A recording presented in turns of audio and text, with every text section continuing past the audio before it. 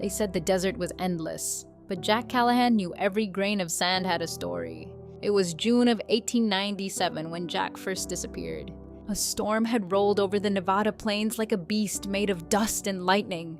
Locals said they saw a man on horseback riding straight into the heart of the storm, a tall cowboy with a scar under his left eye and a rifle strapped to his back. They searched for days, but found nothing. No horse tracks, no hat, no bones, just an old pocket watch lying half buried in the sand, frozen at 11:57. 125 years later, that same watch was discovered again. Still ticking. Jack Callahan wasn't just any cowboy. Born in 1868 near Abilene, Kansas, he was a cattle driver, sharpshooter, and one of the earliest bounty hunters in the Wild West. His reputation was both feared and admired, a man who hunted outlaws for justice, not gold. Folks called him the Silent Rider because he never bragged, never laughed much, and always finished what he started. By the late 1890s, the Wild West was changing fast. The railroads were killing the old trails, and men like Jack were becoming ghosts before they died. That's when he got a letter that would change his life. And maybe, just maybe, the course of time itself. The letter came from a professor named Dr. Elias Monroe from the University of Chicago. It spoke of a mysterious machine hidden deep in the desert, a relic of some forgotten experiment that could bend the flow of time. Jack wasn't a man who believed in science fiction, but the letter also offered him $10,000 in gold to escort the professor safely to the site. That kind of money could buy a whole ranch. So one blazing morning, Jack saddled up his horse, Whiskey, and set out west with Dr. Monroe and 2 guards. 3 days into the journey, they reached the edge of Black Rock Desert, a place so quiet even the wind refused to speak. They found an old mine entrance carved into a wall of red stone, half buried by the sands of time. Inside was a cavern filled with iron gears, strange glass tubes, and writing in a language no one could read. "It's older than this country," Monroe whispered. "Older than civilization itself." That night, the storm came. The professor insisted on testing his discovery. He claimed it could open a window, a ripple between past and future. Jack wanted nothing to do with it. "You're playing God," he said. But curiosity killed more than cats in those days. At midnight, Monroe threw a lever. The machine screamed like thunder and burst with light. The guards ran. The ground split open, and Jack, trying to save the professor, was swallowed whole into a swirling tunnel of blue fire. When he opened his eyes, the desert was still there. But something was wrong. The stars were different. The horizon glowed with lights brighter than campfires, and in the distance, he saw cars. It was 2022. Jack Callahan, the cowboy from 1897, had somehow crossed 125 years into the future. He wandered into Reno, Nevada, dusty and confused. People thought he was an actor. Tourists snapped photos.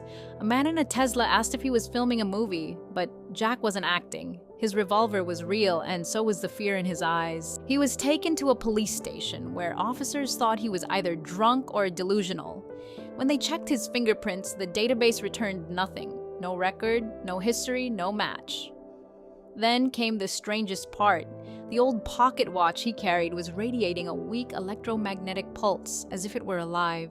A young scientist named Dr. Emily Hart from the University of Nevada heard about the case and convinced the police to let her study him. She didn't believe he was a time traveler until she tested his blood. His DNA matched no existing records in modern genetics. Even more bizarre, carbon dating on his skin samples placed his biological age around 30, but the isotopic signature matched samples from the late 19th century.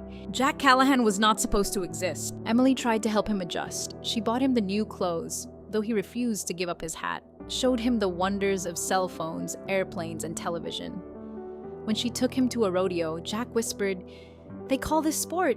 We used to call it work." But deep down, Jack missed his time, his people, his world. He spent nights staring at the sky, wondering if the storm that took him was still raging somewhere out there, across the centuries. One evening, Emily noticed something strange. The pocket watch was ticking faster. The hands were spinning uncontrollably every time lightning flashed outside. It was as if the storm that took him was calling him back. Then came the night everything changed again. On July 14th, 2023, Reno was hit by the worst desert storm in decades. Thunder that shook buildings, lightning that split the sky in half. Jack knew. "It's the same storm," he said. "It's come for me." Emily tried to stop him. "If you go out there, you might die!" Jack smiled, tipping his hat.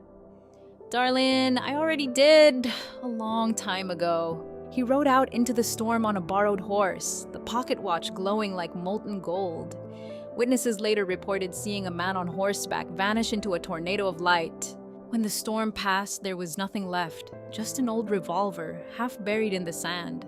The next morning, Emily checked the watch she'd hidden in her pocket, the same one Jack had given her before riding away. It was ticking again, but this time, it was counting backward. In 1897, a group of miners near Black Rock claimed they saw a man materialize out of thin air during a lightning storm. He was covered in dust, wearing strange boots and holding a locket engraved with the initials E.H. He said only one thing before collapsing. "Tell her, I made it home." The miners buried him near the canyon. Years later, when archaeologists dug up the site, they found the grave empty, except for a single pocket watch stopped at 11:57. Even today in the Nevada desert, travelers claim to see a lone rider at sunset, a cowboy with a scar beneath his eye, watching the horizon as if waiting for something. Or someone. They call him the Time Cowboy, and if you ever drive through the Black Rock Desert on a stormy night, listen closely, because somewhere between the thunder and the wind, you just might hear the faint echo of a horse's hooves fading through time.